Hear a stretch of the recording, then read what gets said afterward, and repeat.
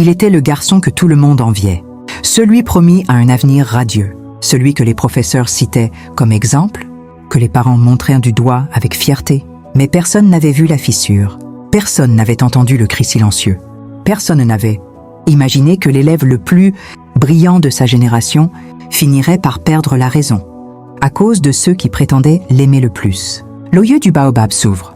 Écoute bien. Avant de commencer, n'oublie pas de t'abonner à la chaîne, de liker la vidéo et de laisser un commentaire pour soutenir ces histoires vraies et profondes. On commence. À 25 ans, Malik avait déjà connu le succès que beaucoup n'atteignent qu'après une vie entière d'efforts.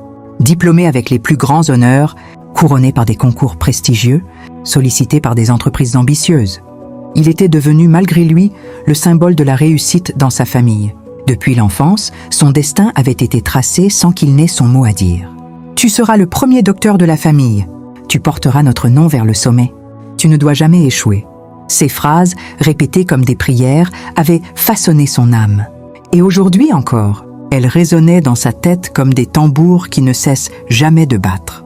Malik vivait dans un petit studio parisien, trop étroit pour contenir l'ampleur de ses rêves, mais assez silencieux pour accueillir le poids de ses angoisses. Sur son bureau, des dizaines de livres ouverts, abandonnés à mi-parcours.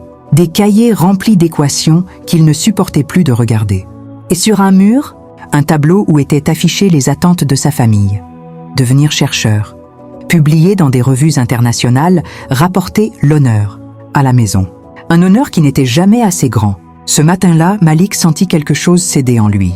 Il se réveilla avec une douleur dans la poitrine, comme si un poids invisible écrasait son cœur. Un souffle court, irrégulier, une peur sans nom. Il essaya de se lever, mais ses jambes tremblaient. Son reflet dans le miroir lui renvoya un visage qu'il ne reconnaissait plus. Cernes profondes, yeux rougis, mâchoire crispée. Ce n'était plus le jeune prodige qu'on applaudissait.